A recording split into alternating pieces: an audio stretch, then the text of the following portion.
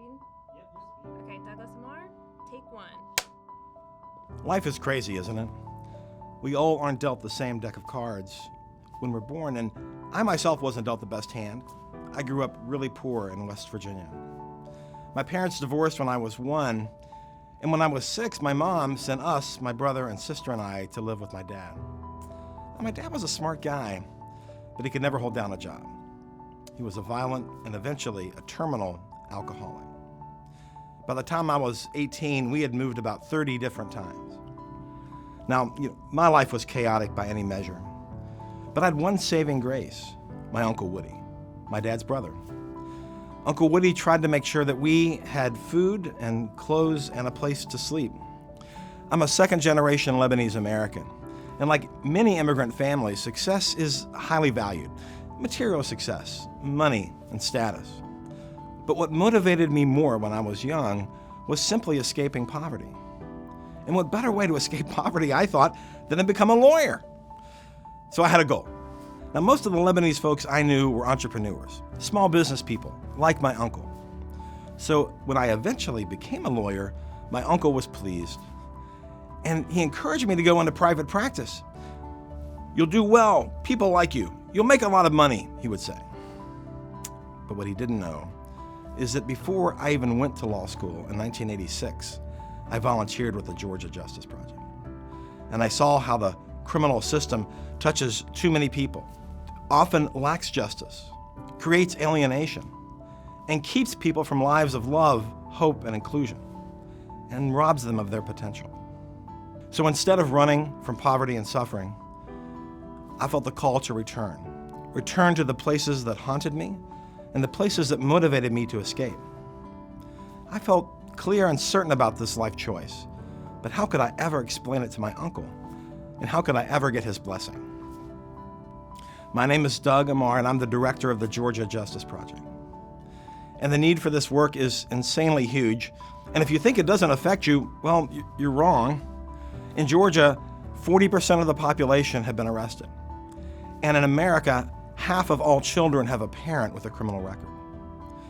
This system affects us all, and it's not slowing down. At the Georgia Justice Project, we 1, help keep people from going into the system, 2, help people while they're in prison, and 3, when folks are coming out, we work to extract them from the system, helping them to end probation, helping them to remove the permanent stain of the system so that they have a real shot at a second chance, by making sure that their criminal record doesn't weigh them down as they work to make a fresh start. And people like Danny. Danny was a troubled teen, and his parents weren't in the picture, and no one was paying attention when at the age of 15, he dropped out of school and started running with the wrong crowd. By the age of 21, he was convicted of armed robbery. 7 years later, when he got out of prison, he was a changed person. He had gotten a college degree, and he was applying for jobs as an accountant. But the problem was, every time he applied for a job, he got the same response. "How can we hire you as an accountant when you're on felony probation and you've been convicted of robbery?" So when he came looking for my help, he was frustrated and hopeless. The mistakes of his misguided youth were not allowing him to build a future for himself and for his family. Now, at the Georgia Justice Project, we don't just represent people. We also work to change the system. And in fact, we have helped change over 20 different laws in Georgia. And we brought more justice into the system. And for instance, just last year, we helped pass Senate Bill 105, a bill that allows rehabilitated people to end needlessly long probated sentences. Now, when that law passed, it affected 50,000 Georgians. You see, Georgia's got more people on felony probation than any other state in the country. But it turns out that passing a law, isn't always enough. Prosecutors and judges don't always understand the new laws once they're passed and once they go into effect. So when Danny's probation officer asked the judge to terminate his probation under this new law, the judge hesitated and set up a hearing. But we were there at that hearing, not only to describe and explain the new law to the judge, but also to bring into court evidence of Danny's rehabilitation. Now, the prosecutor fought against us, and he wanted Danny to stay on probation and to have a criminal record forever. And the prosecutor went a step further and invited the victim of Danny's teenage crime into court, which is ironic because under the terms of Danny's sentence, he was not allowed to have any contact with the victim. And that had stopped Danny from ever being able to apologize, which it turns out is exactly what the victim, Danny's old friend, wanted all along. Now, the judge, overruling the prosecutor's objection and seeing evidence of Danny's progress, agreed with us and terminated the probation. But the judge went a step further, and he expunged Danny's criminal record. Now, Danny, standing there in court, asked the judge if he could talk to his old friend who was in the back of the courtroom. The judge agreed, and as Danny went to the back of the courtroom, he apologized for what he had done over a decade before. And his old friend reached out, grabbed him, and they cried together. Within a month, Danny was able to get a job, with his record no longer stopping him.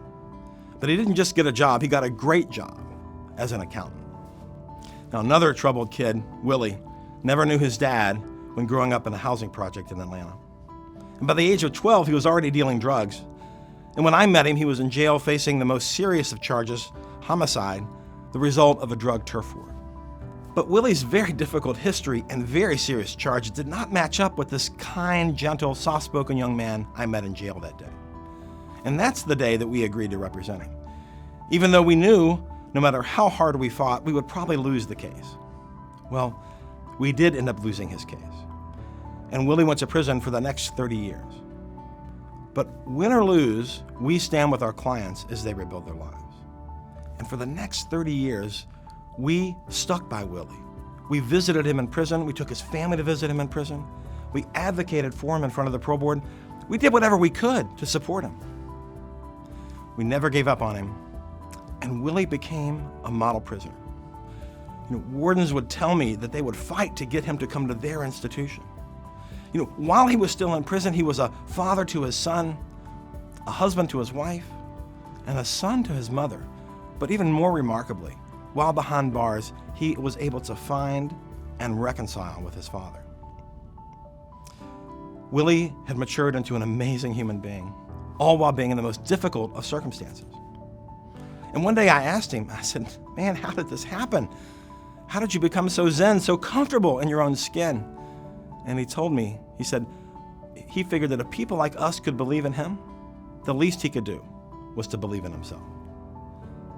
At the end of 2019, Willie got out of prison. And today, he is the one holding his entire family together. He's got a job, and he's a real stand-up guy. We might have lost the legal case for Willie, but I believe that together, we won the battle for his transformation. My Uncle Woody always bugged me about the fact that I took this nonprofit job, that I didn't make a ton of money. And he wouldn't just bug me about it. He would talk to my brother and my sister and tell them to get me to take a different job.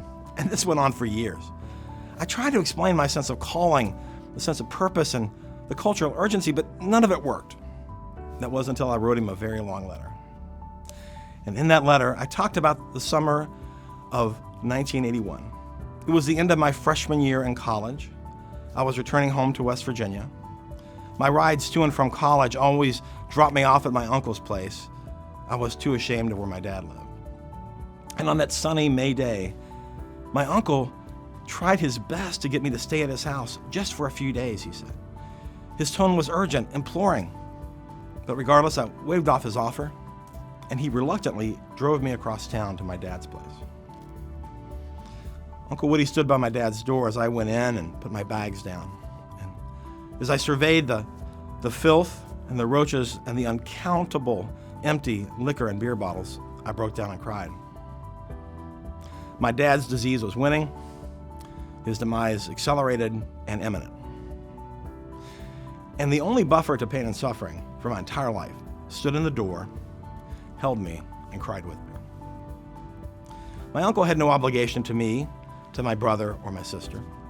He didn't have to intervene in our lives, but he did, and thank God he did. And in my letter, I told him that I was only doing what he taught me. I was only doing what he did for me, for others, standing in the door, offering hope and compassion to those who needed it most. Uncle Woody never mentioned that letter to me. He was old school that way. But He never brought up the idea of me changing jobs to my brother or my sister or to me again. At the Georgia Justice Project, we stand in the doorway, and we've done it for thousands and thousands of people because we believe that people are much more than the worst thing they've ever done. We believe they have more to contribute, more to accomplish, and they deserve more. And so do we. And at Georgia Justice Project, we work to make that belief a reality. Thank you.